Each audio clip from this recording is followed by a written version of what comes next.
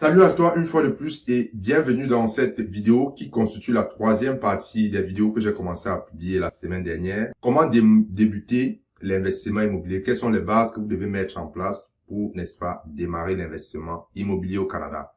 Dans les précédentes vidéos, j'ai parlé de mettre l'ordre dans vos finances personnelles ou de faire le ménage dans vos finances personnelles, de savoir gérer vos comptes bancaires. Et dans cette vidéo, on va voir, n'est-ce pas, ce que vous devez faire, c'est-à-dire vous devez améliorer vos ratios d'endettement et votre score de crédit.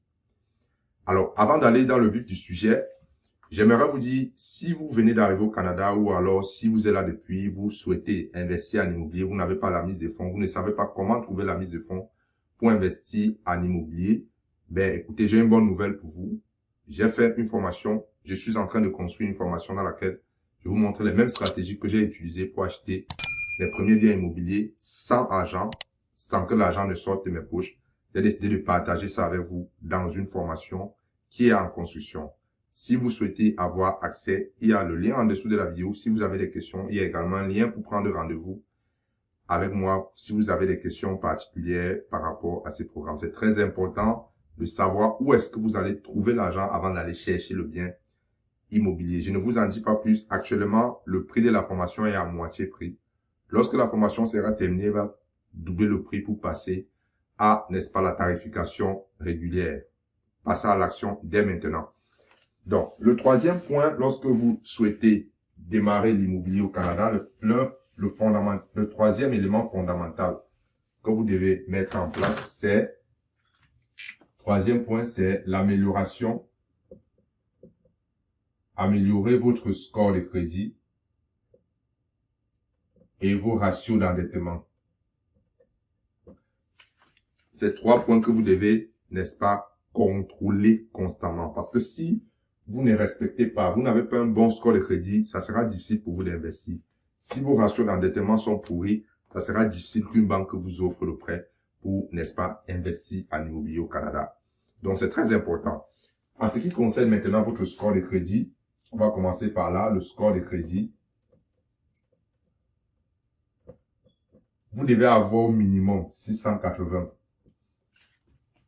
Le score de crédit, en fait, c'est une notation que certaines banques vous donnent à travers, comment on appelle, les agences de crédit comme TransUnion et Equifax. C'est une notation que ces agences-là vous donnent pour, n'est-ce pas, indiquer aux banquiers si vous êtes quelqu'un de réglo ou quelqu'un de pas réglo. Donc, lorsque vous avez 680, c'est le minimum, ça veut dire que vous êtes quelqu'un, c'est comme si vous avez une note passable. En réalité, on veut savoir si, est-ce que vous savez gérer vos finances? Est-ce que vous remboursez vos dettes? Est-ce que vous payez à temps? OK? Est-ce que vous n'avez pas les retards de paiement? Ça, ce sont les éléments que la banque veut voir et ce sont les éléments qui ont une influence sur votre score de crédit. Le score de crédit, il va, n'est-ce pas, de 300 à 900. Plus vous vous rapprochez de 900 et mieux c'est pour vous. Mieux, n'est-ce pas, les banques voient ça d'un bon œil. Donc, le premier point, le score de crédit, vous devez, n'est-ce pas, avoir 80% de base. OK? Si vous souhaitez avoir plus de détails, j'ai fait un cours sur l'éducation financière où je parle en détail de ça, de score de crédit, parce que le crédit au Canada, c'est un domaine très, très vaste. Vous devez contrôler vos bureaux de crédit. Vous devez savoir les éléments qui influencent sur votre score de crédit. Fondamentalement, c'est sur ces éléments que les banques vont s'appuyer pour vous faire un prêt. Que ce soit un prêt automobile, que ce soit un prêt personnel, bref, tout ce qui a trait au crédit se base sur le score de crédit. Donc, vous devez faire très attention, surtout pour ceux qui viennent d'arriver au Canada. C'est une notion que vous devez très suivre de près. Vous devez faire le suivi. Vous devez connaître comment aller dans votre bureau de crédit, checker, même si les informations sont correctes dans votre bureau de crédit. C'est très important. Le deuxième point, c'est vos ratios d'endettement. C'est quoi le ratio d'endettement? Le ratio d'endettement, en fait, c'est un nombre qui indique à quel point est-ce que vous êtes endetté. En fait, pour faire simple, c'est le rapport de vos dettes sur vos revenus. Tout simplement. Le ratio d'endettement, c'est le ratio de vos dettes sur vos revenus. Lorsqu'on parle de dettes, ça peut être des dettes de cartes de crédit, ça peut être des dettes sur des marques de crédit, ça peut être des prêts auto, des prêts personnels. OK? Donc, les banques regardent votre ratio d'endettement Ok? Donc, il faut faire l'effort lorsque vous mesurez votre revenu brut. On parle vraiment de revenu brut par rapport à vos dettes. Il faut que ça soit toujours inférieur à 30%. Par exemple, si vous touchez 100 000 par année, il faut que l'ensemble de vos dettes soit inférieur à 30%. Et si vous souhaitez investir en immobilier, c'est mieux que ça soit même en bas de 30%. Ok? Parce que les ratios, les banques ont ces ratios. Regarde ces ratios, ce qu'on appelle les ATD et les ABD.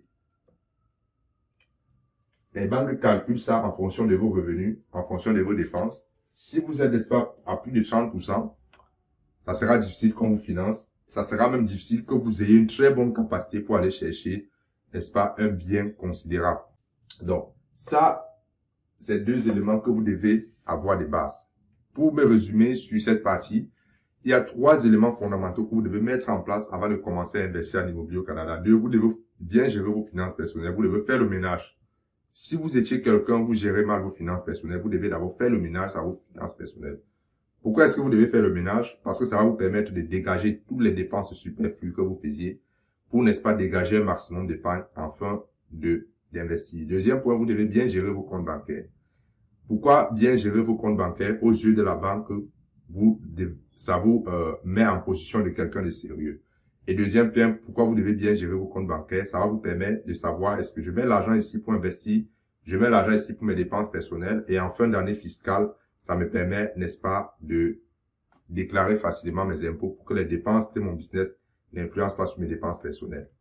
Et troisième point, améliorer le score de crédit. C'est 2 éléments fondamentaux sur lesquels les banques vont se baser pour vous donner le financement afin d'acheter votre prêt immobilier.